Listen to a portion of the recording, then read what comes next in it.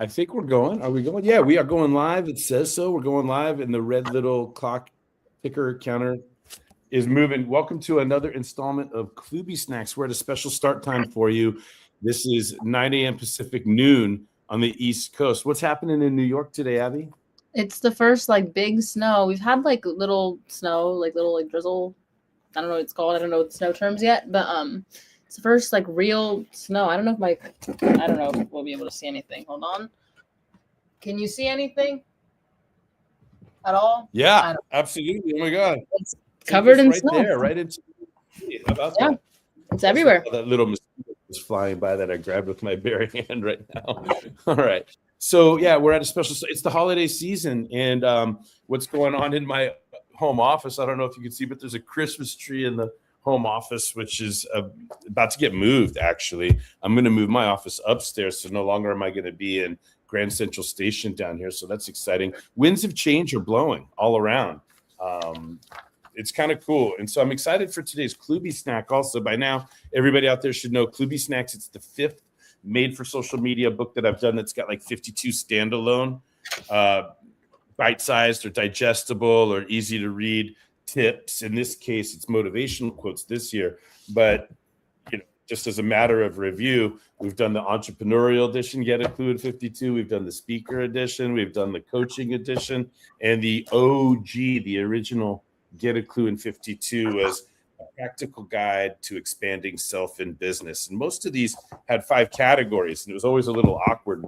Where would the extra 2 tips go? We'll do 11 here, 11 there, or 12 there, and 9 there. But this year with KloobySnacks, it's been different. They break up evenly, beautifully into 4 baker's dozens. 4 times 13 is 52, and that's the most math I'm going to do, especially during live streaming.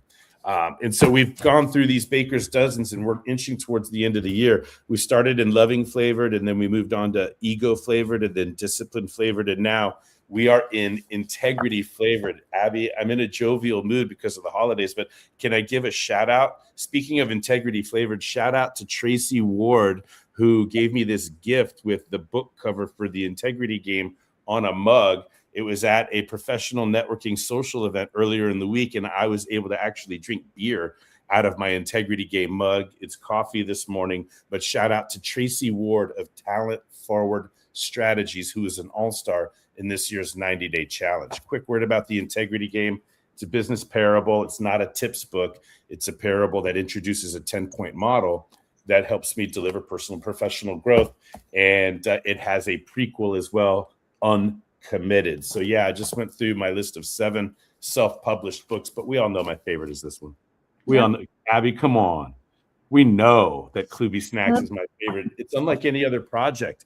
And here we are in the 50th week of the year. We're going to be reading today, KloobySnack number 50. It is the 11th in the integrity flavored section, Baker's Dozen, and it's deep, actually. And before I get into it, let me just talk to you a little bit, Abby. What are your thoughts about 50? It's a big number. It's in my face. So, do you have any feelings about the holiday season inching towards the end? Talk to me a little bit. It's really weird because I feel like we've been this project has been going on for so long. We're with the just talking about the book and then actually writing it, and now we've been doing these live streams for the past almost year, and it feels really weird being at 50 now because there's 2 left, one of which I responded to, the other one you did. So there's only 2 more responses of mine in here, including today. And I'm at the end of it and at the end of the year, and it's just weird because it just feels like it was, I don't know, we've been in it for so long, and now it's what? It's interesting. Yeah. For me, this is the 6th time that I've spent the entire year doing a live stream, reading a tip and having conversation around it. But to go through this with you and to go through this in your transition year, when we started all of this, you were a senior in high school. Mm-hmm. Now you're completing.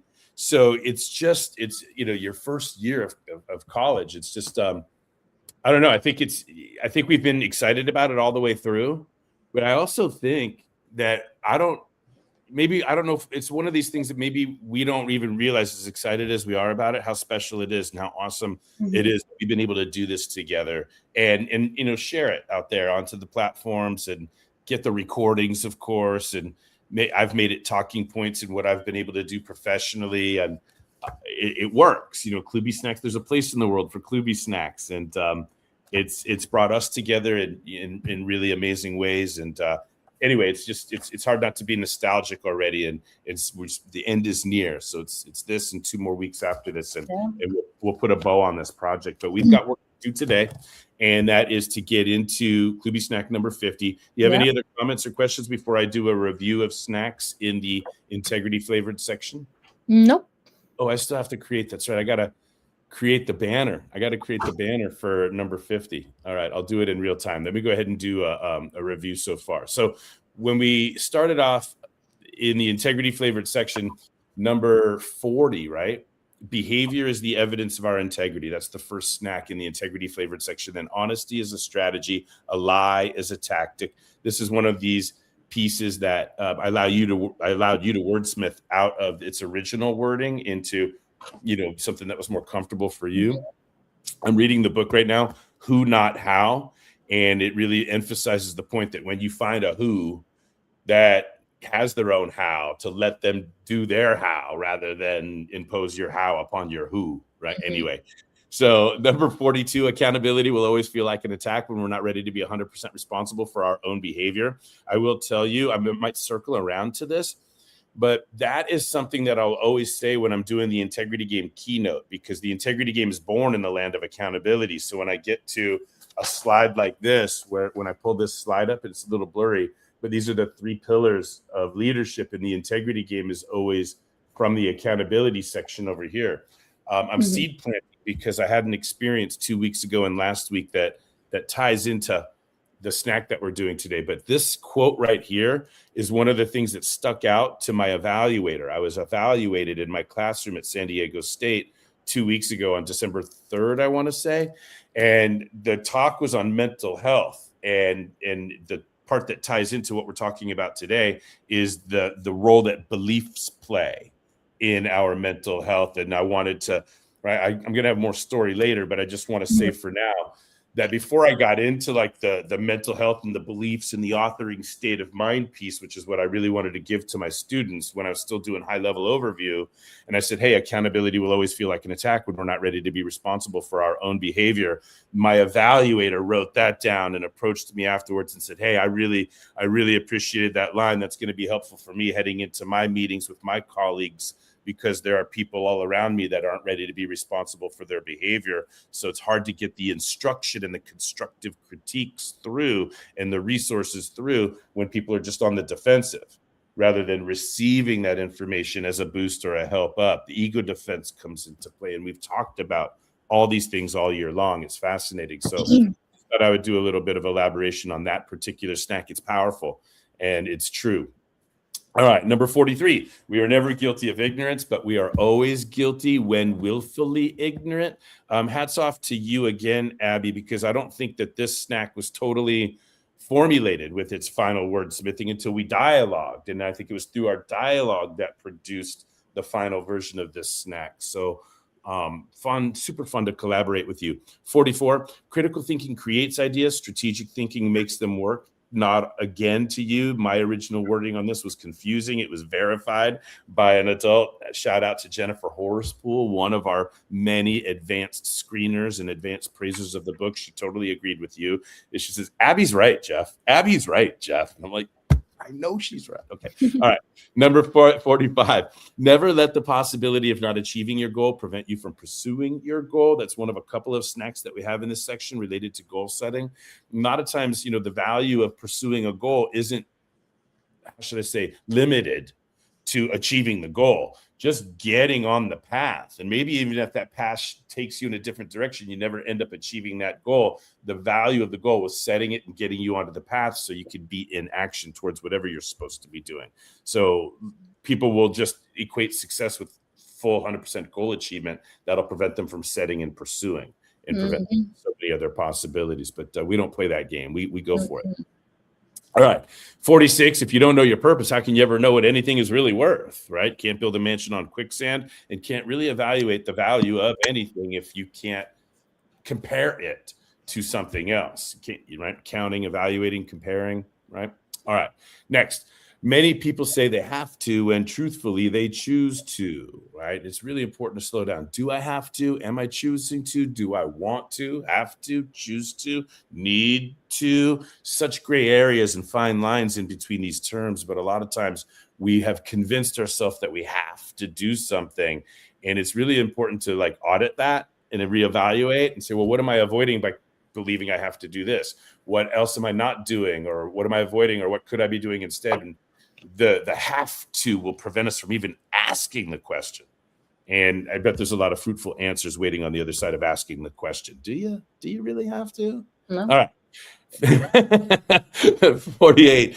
Many people confuse a goal with a hope, a wish, or a dream. And this is not about like what I talked about before, which is the value of setting and pursuing. But this is more about the difference between one of my mentors, Brian Tracy, taught me that everybody's favorite vacation destination is someday I'll. Right? Someday I'll. Okay.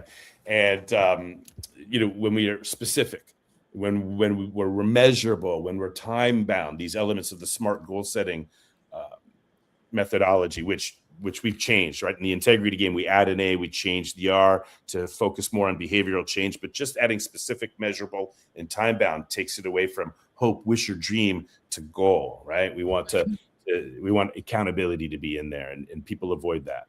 A lot of people avoid goal setting. It's amazing, despite knowing how successful or how common it is that successful people are sharing the trait of goal setting. It's amazing that like less than 3% of the population sets goals, writes them down, shares them with a coach or an external accountability source. It's amazing. All right, number 49. This was last week, Abby. This is actually, I want to stop here and ask you to talk about this a little bit. Okay. And this is going to give me the chance to create the banner for number 50. Oh, I don't know how to do this. For some reason, this banner wants to time out. Oh, wait, no, I think I got it. Timer off. Okay, I just found it. I was trying to do this in real time last week, is figure out how to turn the timer off, but now I got it. All right. It kept on disappearing every 10 seconds. It was driving me nuts. All right. So give yourself a chance here, and I'm going to take some coffee. But here's where you're at the end of your semester. It's a crazy time. The fatigue, the stress, classes, plus mom was in town last week and you had to make time for her, got to make time for her, had to make time for her, right? So by the time KloobySnacks rolled around last week, you were asleep and didn't hear your alarm, right? Yeah. So I went through this and tried as best as I could. It hasn't happened a lot this year, less than 10 times. I think it's been pretty awesome. But I always feel inadequate trying to like voice your thoughts. And so I even said in last week's stream that hopefully this week we'll have enough time and you can actually read it. And we'll do 2 for 1 today. Is that fair? And the fact, and you reading this one will give me time to create the banner for today's number 50. So here it is, last week's snack, number 49, and I'll screen share and everything. We must be as clear. And by the way, this is one of my favorites. We must be as clear about the things we want to learn as we are accepting of the things we must learn. Let's see if we can get some screen sharing going and let you read on that one. And that will, oh, and by the way, bear with me as I switch, open recent files, open all from last session. Bing, bing, bing, bing, bing, bing. Where's KloobySnacks? There we go. Okay. So let me scroll and get to, can you see my screen, Abby? Yeah. Yep. All right. So again, just while I'm here, we're in the integrity flavored cookie jar. Right. And so here's a review of the snacks that we covered. There they are. Behavior is the evidence of our integrity. Honesty is a strategy. A lie is a tactic.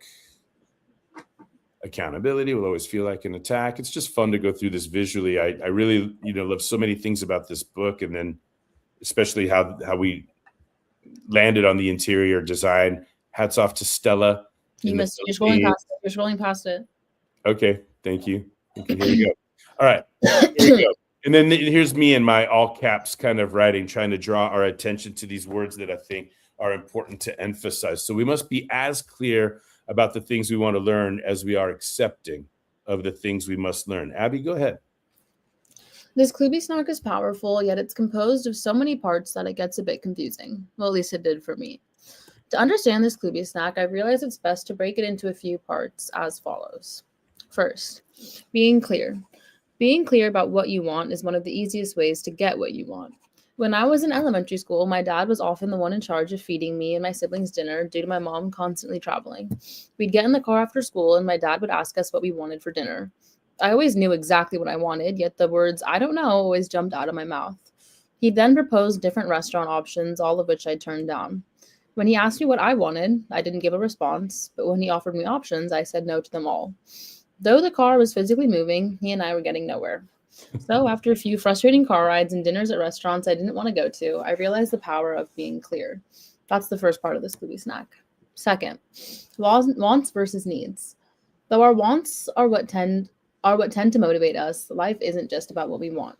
Our wants are balanced by our needs. I might want to finish an entire tub of 50's pistachio ice cream, but my body needs fuel from a real meal.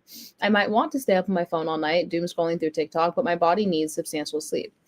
I might want to take only classes that interest me in school, but I need to take core curriculum classes such as math and sciences.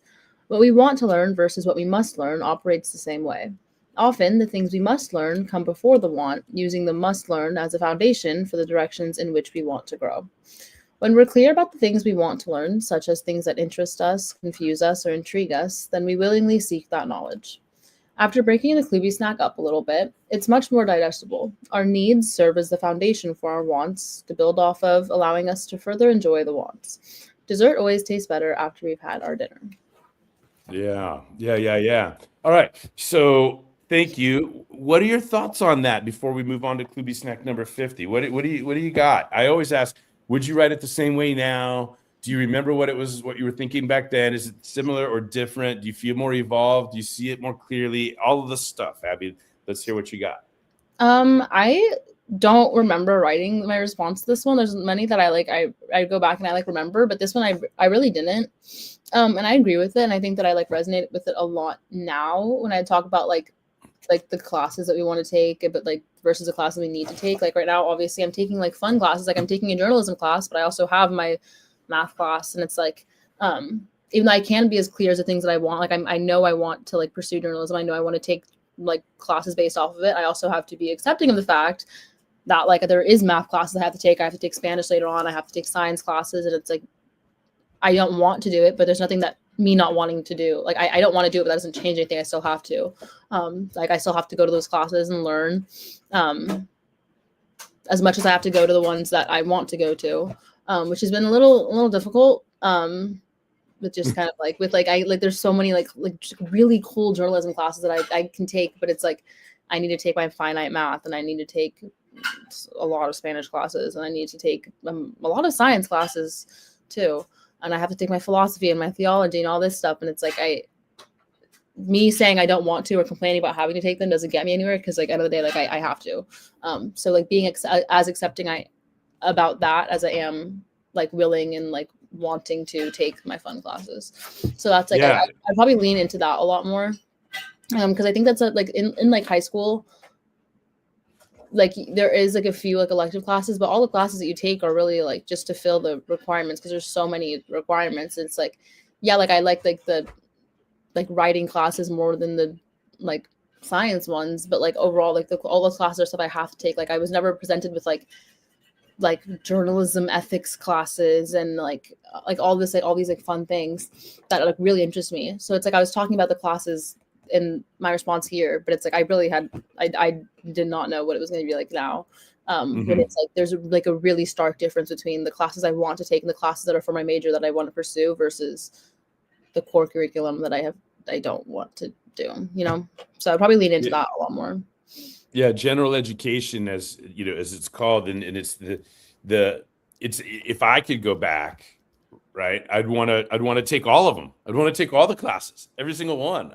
You know what I mean? If I was if I won the lotto, if I became independently wealthy, snap the fingers, what would I do? I would hang out at university all day long and just try to audit different classes, or just stay enrolled and keep on taking classes, because it was a fantastic time. And then it's interesting that you bring up classes, because it would be great to be 18 or 19 years old again, right? Are you there? Did you freeze? Oh no, she looks frozen. Come back, Abby. The thing about this, right? Anyway, I'm just going to continue my thoughts. Let's hope she comes back and unfreezes. but it's funny to see this through an 18-year-old's eyes, right? What classes do I have to take? What classes do I want to take? I'm writing this like through an adult's eyes. Like, what do I need to learn? Like from like a therapeutic perspective, what identity and shedding skin and letting go of grudges and patterns and habits and evolving as a person. Are you there, Abby? You seem like you're coming back now. I can hear you. I can hear you, but my computer's hear everything. Wait, maybe I should unplug it. Or I think I can see. I'm really glitchy. I'm gonna plug my bad. Yeah. Did you hear the distinction I made though? Like, it's one thing to be like, oh, do I want to take this class or do I have to take this class? And I'm thinking like, what do I need to learn to forgive my parents? Or what do I, am I my brother's keeper? And how responsible for my brother's health am I? And, how do I break through to new and next levels in my career? And how do I stop self-sabotage and get rid of feelings of inadequacy from childhood? And I'm talking about those things that I must learn. It's very funny, I think, right? Did you have a comment on that? Interesting. I mean, I think there are definitely things like that where it's like I have like bigger things and just like learning, but I think like in regards to like where I am now, like there's that, and I think that's like specific to like that like not like struggle necessarily, but that issue is like specific to me now. But then there are things I think that like I have to learn versus things I want to learn that are more like long term and like and bigger in like terms of like their scale and also how relatable they are. And I think there are those things. I don't know what I would write about, but I don't like there definitely like I'm there definitely is. But well, what have you learned about yourself this year? Right. When we've talked about all through the year, like picking your battles wisely and not having to win every argument, or considering other people's perspectives, before just living autobiographically out of instinct and not, giving yourself an amount of time to imagine the world through other people's lenses. I mean, these are a lot of things that you've been learning about yourself. Yes or no? Yes. And also I think that if I were to talk about like just the classes, I can relate to the, like, I love to figure out like what I'm good at and like what my like talents are, what I can do, but it's like you don't love to learn what you're not good at and like find where you struggle or where you just like lack skill. So I could definitely like I would probably relate it to that with like I know that I'm good at writing. I love to like go and like expand that, and like any class in general where it's like fueling like ideas and like analysis and stuff like that. But then pushing myself in the classes that I'm not good at. Not even in just like classes, but just in general, like things I'm not good at, like you know what I mean? Stuff like that. So I think I would like when it's like expanding what you or like learning about what you are versus like not good at would be something. Yeah, I think that there's, you've heard me talk at times. I think you've heard me talk at times about this concept I have about conflicting success principles, right? Like, and it ties into where we're going with the next KloobySnack, right? Mm-hmm. So I just want to let you know, to just be fair, right? It's like, well, what is time money or is patience a virtue? Are they both true? And how does that work? You know what I'm saying? Like, wait a second, if I never quit, then I'll never lose. If I never give up, if I just keep going, then I can't be beaten because I haven't given up. And then, I should cut my losses. I better know when to cut my losses. This is like, I'm bleeding out. You follow? Mm-hmm. So it can be confusing, right? Because we hear all these different success principles. And I'm going to tell you very honestly that I've heard it both ways. Are you ready? On the one hand, I've heard, turn your weaknesses into strengths. Turn your weaknesses into strengths. Find out where, what you're bad at, the one chink in the armor, right? The one hole in the boat, and shore that up and turn that into a strength. I've also heard, are you ready? Play to your strengths and delegate your weaknesses, right? And I'm leaning more towards this side, right? When I talked about this book that I'm reading right now, Who, Not How, right? There are people that are really good at stuff that would love to do the stuff that we don't want to do, on and on and on. So let's find them and get them involved. But we always ask ourselves, how do I do it? We're trained to ask about the how. And that's what screws us up, because often the answer to that question is a bunch of stuff that we don't want to do. Yeah. Right. So I'm leaning, but here's what I will say to bridge the gap and to integrate the two conflicting success principles. Okay. At your stage, Abby, you are not doing this general ed. You're not doing these things that you don't want to do, having to take these classes that you don't want to take because you're not good at it, or I'm not going to do that in my life. Why do I have to take this class? Mm-hmm. You're not taking the class because you have to do it in your life or because you're going to do it in your life.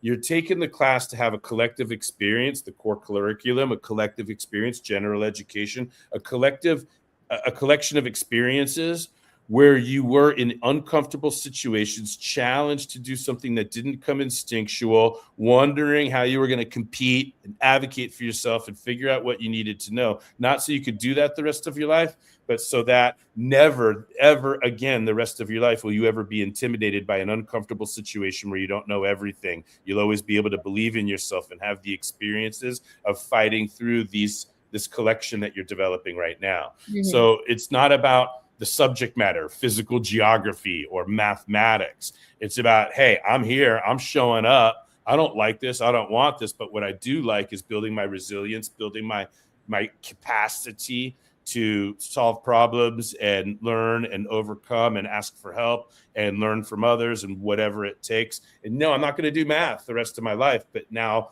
the experience of who I am in a math class that I didn't want to take up front is now something that I can take with me the rest of my life. Do you know how many people, like everybody, do not want to take public speaking? I would. You would. But so in my class, and in 22 people, there's 5 that want to be there. Maybe. Mm-hmm. Right? There's 5 that are comfortable with being there. 2 that want to be there. Yeah. Okay. But by the time they finish my class, they've gotten over their fear. They've learned how to organize their thoughts. They've stood up and presented. They didn't want to take the class. No, they're not going to be a speaker. But anytime the rest of their career they have to present their ideas, they're not going to be afraid of it. They're going to have resources and memories to fall back on. They're going to believe in themselves. And so that's why you're doing what you're doing. You follow? Like, sorry to be a little bit of dad there, but are you with me? That's how I got a frog in my throat. That's how you bridge the gap between turn your weaknesses into strengths or play to your strengths, delegate your weaknesses. I think, hey, our ability to be resilient, that's definitely a muscle that we want to build, right? Resilience plays everywhere, right? Finishing what we start, that plays everywhere, right? Knowing who we are, that plays everywhere. Challenging ourselves. I saw another quote that C players, they want comfort. B players, they want credit. And A players want pressure. True. Get down. So we know who you are. You're an A player. Anything else about snack number 49 before we move on to this week's snack number 50? I think we're good. Let me clear my throat real quick. This is a little embarrassing, but it's live. We're going to go for it. I think that's going to creep up. All right. I think because when you get emotional, because we're about to talk about something heavier, and I'm just loving on you right now, Abby. So the emotions are creeping up, and that's what makes your throat start to want to fight itself. So here we go. KloobySnack, get down. 100% of our behavior is preceded by a belief. We were just talking about beliefs, right? And conflicting success principles, beliefs, and which one do I focus on in any given moment? Okay, boy, here we go. Are you ready? Yeah. You're like, every time I ask that, you're like, Dad, Klooby, I'm the one that's ready all the time. You got to stop talking for me to actually go. I know what you're exactly what I was thinking. Of course I'm ready. All right, here we go. 100% of our behavior is preceded by a belief. Go ahead. Whenever my dad, or anyone for that matter, asks me why I did something, I'll frequently respond with an I don't know, accompanied by a shrug of my shoulders. Maybe a head tilt if I'm feeling crazy. I don't know is the simplest way to avoid explanation of my actions, but it's never true. Behind everything we do, there is a why. As the laws of As the laws of physics say, every action has its equal opposite reaction. I don't know much about physics, or anything about physics for that matter, but I do know a lot about intentions. Every decision that I make comes from a belief of mine or is justified by one of my beliefs. In order to have the action, something needs to come before it. That something being a belief. The concept is not very complex, and the beliefs are often repetitive. After a few deep minutes of reflection, I've narrowed down what my most prominent belief is. The belief that I'm always right. I'm humble enough to recognize. Like, what am I saying? No, I land in a second. Just give me a second to land. I'm humble. Stop. I'm humble enough to recognize the very, very, very few times I've been wrong, but I do like to tell myself that I'm always right. This fabricated belief, believe it or not, has gotten me far. I wouldn't consider myself to be a confident person, but I would say that I'm capable of coming off that way. During class discussions, I'll gladly argue against my classmates, defending whatever point I deem to be right. It's quite likely that my points aren't right, but the confidence stems from the belief that I am. Another belief that encourages a good amount of my decisions, mostly the bad ones, is the belief that I won't get caught. This belief has driven my decisions since I can remember.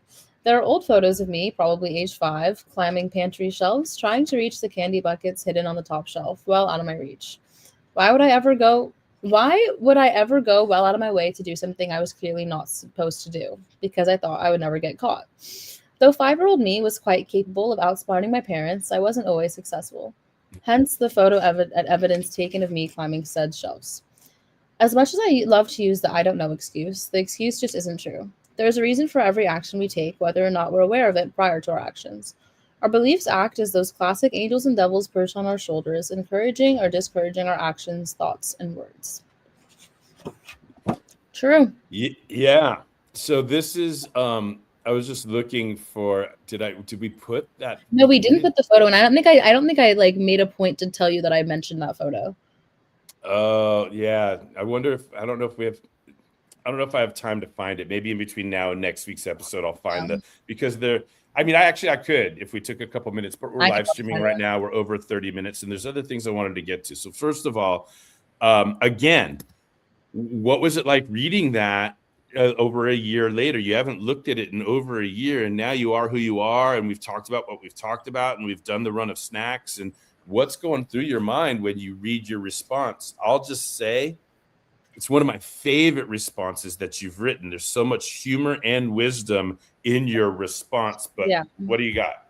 Well, one, I think I'm hilarious. Let me just say that was funny. And it's fun going back and reading my writing, and because I don't remember it, so I'm like, wow, like I really said that. And it's like, yeah, I did. And I do what you're saying. I do like when I say something that's like, it's like funny and it feels very me, and like writing about how I think I'm always right and how I also think I'll never get caught doing anything. But in a way that still addresses and explains what you're trying to get across. I think that it's very representative of like we're talking about bridging you versus like you, not versus me, but you and me, and our thoughts and beliefs. If I was writing it now, I don't know if I would write it that way. I don't know if I would, I don't know. I'm like, I don't know if it's, and I still really am the same person, but it's like before I was in high school, I was freshly 17. Like I'm able to write stuff like that. And it's still like, but now it's like, am I allowed, like, would I be allowed to just say that? Like, oh, like, I think that I'm always right. Like, I don't know. I don't really know what I would say, but are you saying you think you would continue being even more open and vulnerable and honest with a splash of humor to make it fun? I think that's the writing do you think that you'd be more closed and guarded about your identity because you're still evolving and forming and you want to be careful about how you present to the world? Like, open or guarded? What do you? I think that I would still be open because I still am me. That doesn't really like change, and I think I'd still go the humorous route. I don't know. I was just I haven't revisited this KloobySnack since writing it, or for in any reason. I haven't visited it recently at all. So then like when I was reading it, I was like, wow, like I don't know. I was surprised by myself. So I don't know what I would say. I think I would still continue to be open because I have been throughout the entire book and even now talking about it. Yeah, and I think like I remember this KloobySnack wasn't something that I had ever thought about before. It was something that you had kind of introduced to me slowly when you were like the whole like I don't, like when you would ask me why I did something and I'd be like, I don't know, and you're like, no, you do know, like there's always a reason. And I was like, no, there literally isn't. Like I don't know why. If you did know, what would it be? So much. I know you feel that you don't know, but if you knew, what would you know? No. But I think it's a thought that I hadn't really considered before. But I think that like since reading it and like now, like it's been helpful. And I don't know if I directly like realized that I'm making this connection, but when like if something happens, somebody does something, like instead when I'm like thinking about the why, I'm not thinking about like, oh, why, what's the immediate reason as to why they did this, like what were they feeling that day, but like what does this one action say about what they believe or how they view me, how they view this like relationship, how they view this friendship, how, like, you know what I mean? So when I'm like thinking about or questioning or addressing like short-term like recent issues, like still thinking about it in the long run, like, okay, what does that say about what this person believes or how they view me or how much they value me, rather than just like okay, like what were they feeling that day? Because everything, all of our like actions are connected to something bigger, whether or not we realize while taking it, or you know what I mean? So and I think I go back to this without realizing it when it comes to just like questioning other things or even myself, and it's like, okay, why did I do that? What do I value or believe or deem important or unimportant? So I think it's an interesting way when it like comes to like perspective about like viewing something and something so current, so now, but in relation to everything. Yeah. Well, this is one of those entries from your part, and I'm going to screen share to it again. This is one of these deals that represents healing. For me to be able to read with my eyes that you're acknowledging that you knew when you said you didn't. You're acknowledging, right, that you're justifying, that you're demonstrating that you understand that there's a limiting or a false or a dangerous belief that allows you to do something, or the belief on the other end to get you out of it, etc. These things, right? Every decision I make comes from a belief of mine or is justified, either comes from or is justified by. I think that's really insightful. I mean, this is one of these things where I'm like, oh, I'm getting through to her. It's your words and you wrote it, but I do think that this is representative of you seeing me and hearing me and being able to receive some of the things that I want you to learn without being on the defensive. Does that make sense? Back to what we talked about earlier, accountability always feels like an attack when we're not ready. Well, to me, this shows that you being more ready to be responsible for your own behavior. You're not threatened by it, and you're so not threatened by it or less threatened by it that you can be like comedic and really, a great writer and funny and insightful and ahead of your time among people in your age class by stepping into this responsibility for your behavior. So we're talking about, believing you're never going to get caught, or believing that you're always right, or, to be able to see, for me, to be able to see insights into the responsibility you can take, even though you do it with humor and sass and all of your bravado, still at core, it's what a dad would want to see is progress towards your ability to take 100% responsibility for your behavior. We never get there. We're never 100%, but we're willing to, or we're moving in that direction. And that's what I'd want to see for you as a dad. And again, it's not like, gotcha. I knew, I got you. I caught you doing this and you lied there and you were, you know what I mean? That's not what it's about. It's about having a conversation that helps you grow and helps you evolve towards this ideal that we've been working towards. So I see a lot in here. It's validation for me. It's healing for us. It's like, you're not saying, hey, Dad, I'm sorry. You know what I mean? But it's in there. Do you know what I'm saying? You're not saying, hey, Dad, you were right. But it's in there. Yeah. You follow. So to me, this is like one of your ways of really owning your contributions to our struggles, and where the pressure comes off of me, where 100% of the health of our relationship is on my shoulders, and I'm constantly having to walk on eggshells or defend my behavior or be misunderstood when I'm trying to give you these lessons. And so this is why it was tear jerking and emotional for me to see this, it's like, I didn't give up. I never gave up. I could have checked out, like, well, whatever, she's out of here soon.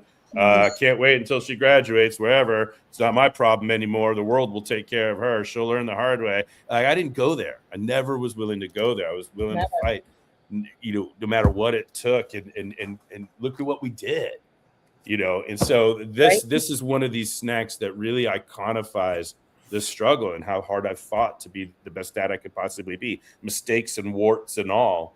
look what we've done, right? Sure. And so, and then the other things that I'd want to say real quick is, I referenced this, and I was evaluated in my class, and here's what's interesting about that, Abby, and shedding skin and evolving, and what must I need to learn, and what do I need to let go of, and I'm going to tell you that what ended up happening is, well, I'll just set this up real quick, and then this will be the last story.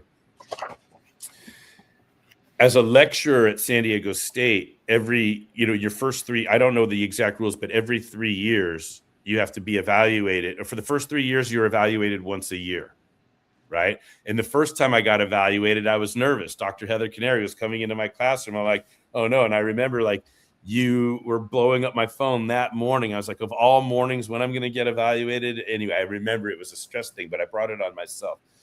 And anyway, so this year getting evaluated, are you ready? The evaluations got scheduled late in the semester. Like there was some change that happened like at the top of SDSU. And by the time it went to Professional Studies and Fine Arts and School of Communication, the woman that normally does evaluations didn't have the scheduling available by the way that the rules, I don't know.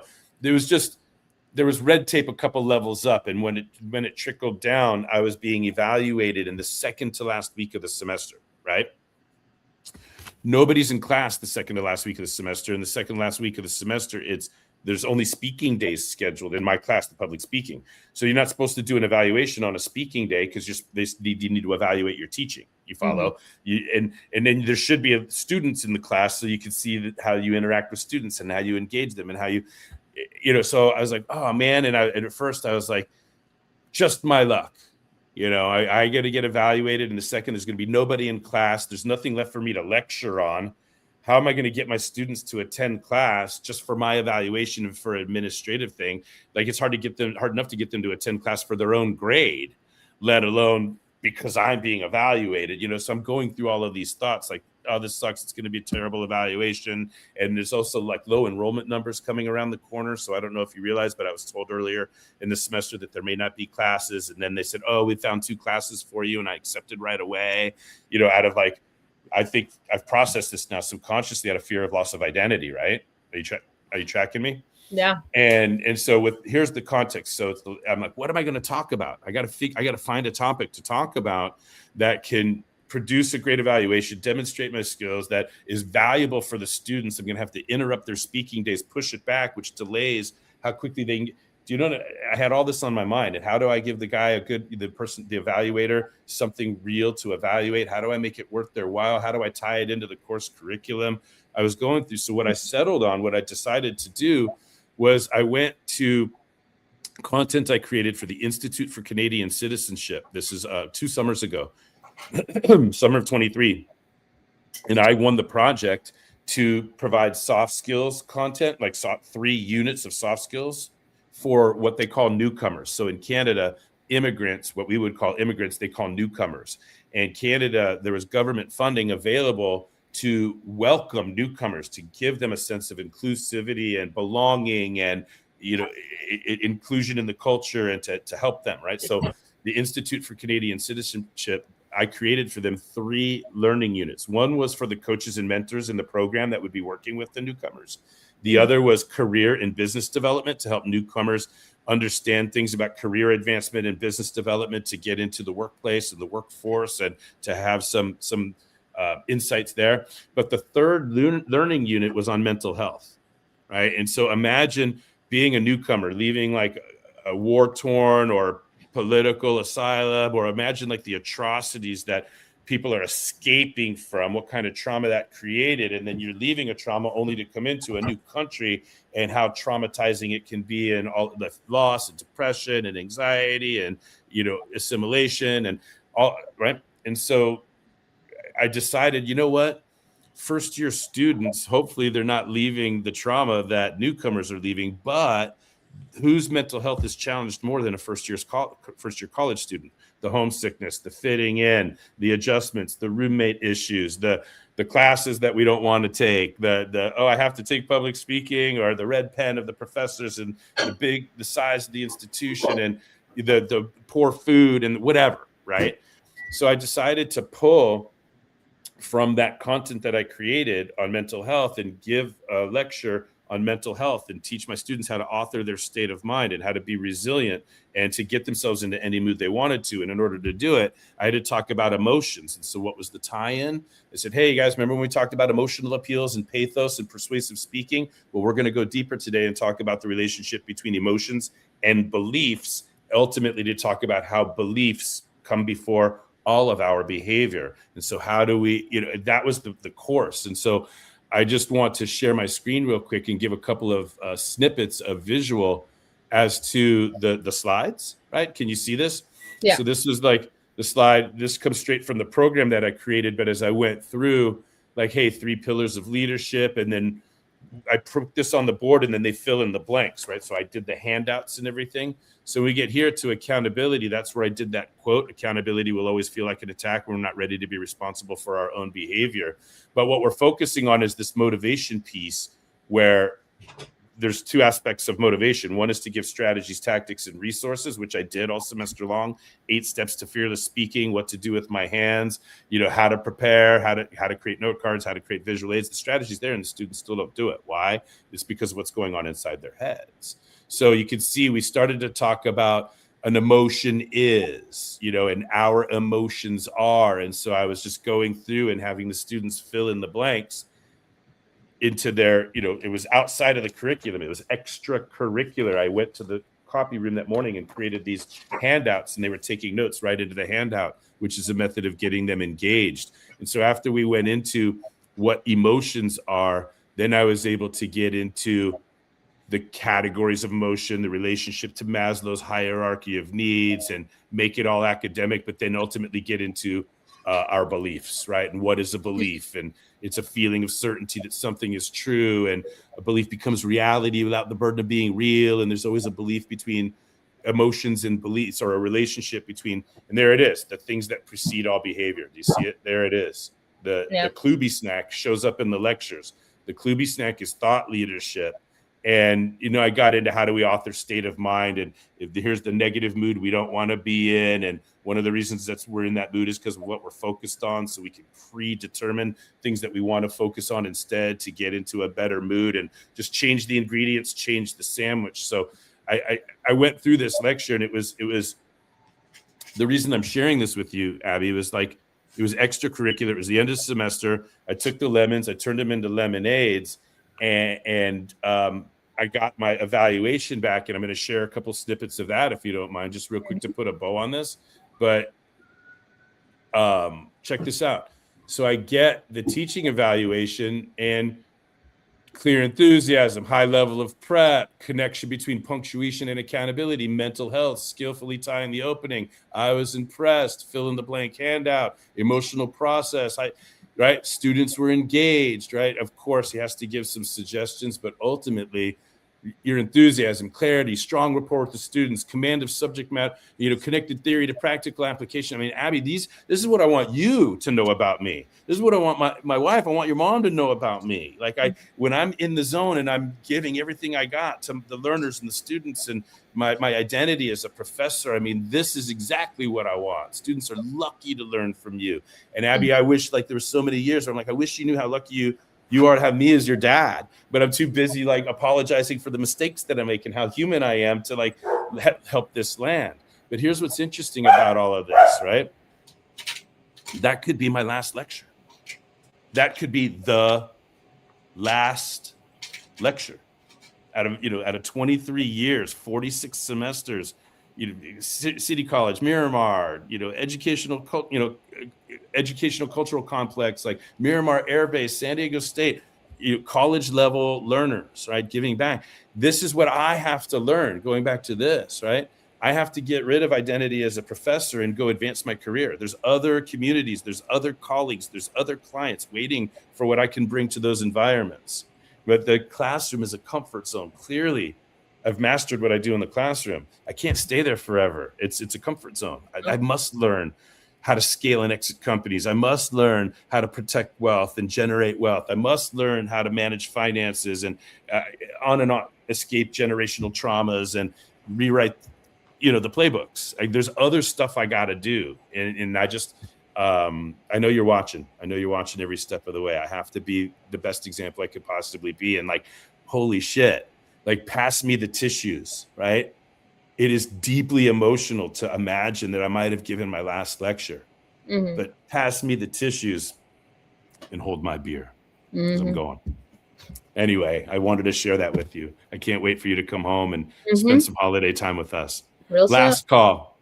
This has been a huge installment of KloobySnacks, but we had 2 to cover to make up for last week. And I wanted to get that therapeutic, emotional announcement out about, you know, how proud I am that if that's the last lecture I ever give in the classroom, well, I'm dropping the dry erase marker, right? Like I'm dropping whatever it is. Like I'm pretty proud of what I've done as a professor, and I can't wait to move on and be a better, even better role model for you. So last call, Abby. I got nothing. I'm almost done with the semester. That's about that.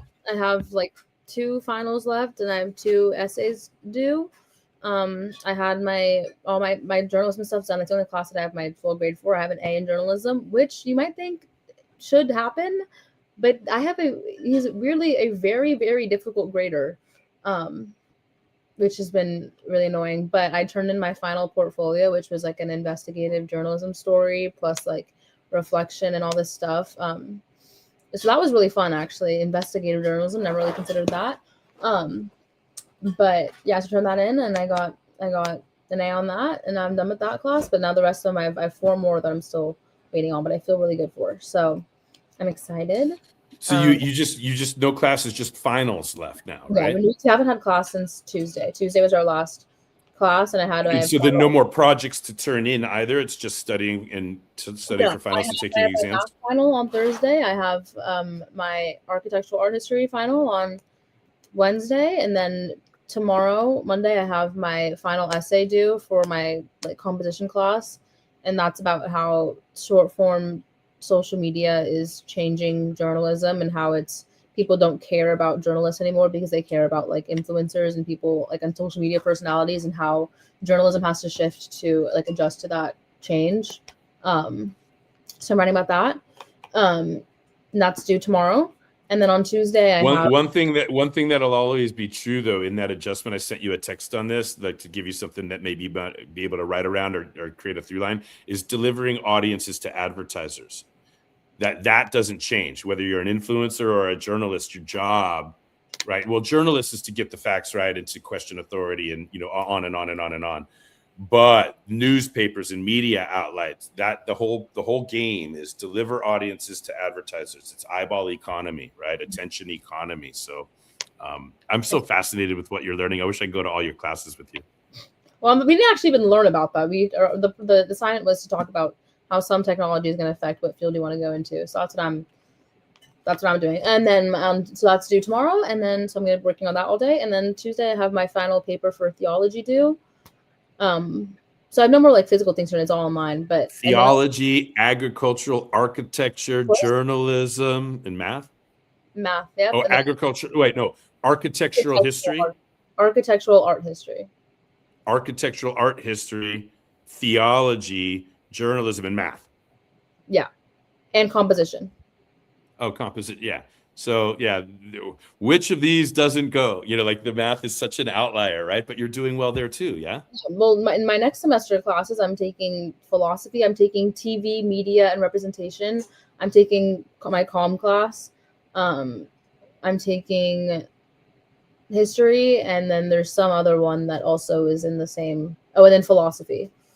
So I'm no math, no STEM. Yeah, liberal arts, yeah. Really cool.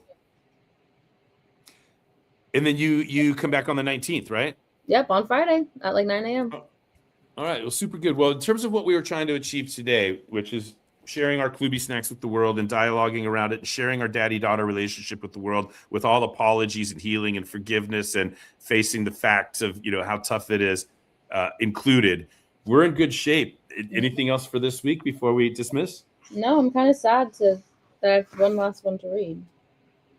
Yeah, for those of you that don't know out there, Abby wrote the responses to the first 12 of each, and then the baker's dozen, the 13th in each category, I wrote. So to end each, I wrote an opening to each section, and then I wrote the final response in each to be a bookend in between Abby's genius in the middle. So yeah, it is a little sad, but oh my gosh, it's okay. I was just reading yours.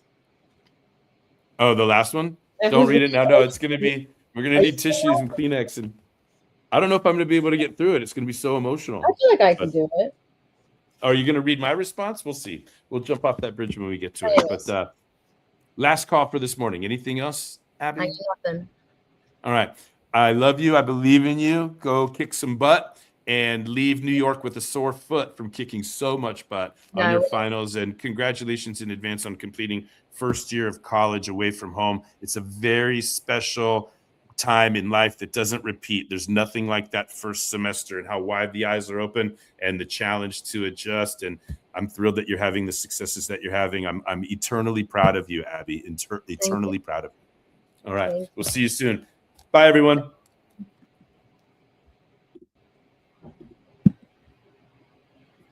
I'm just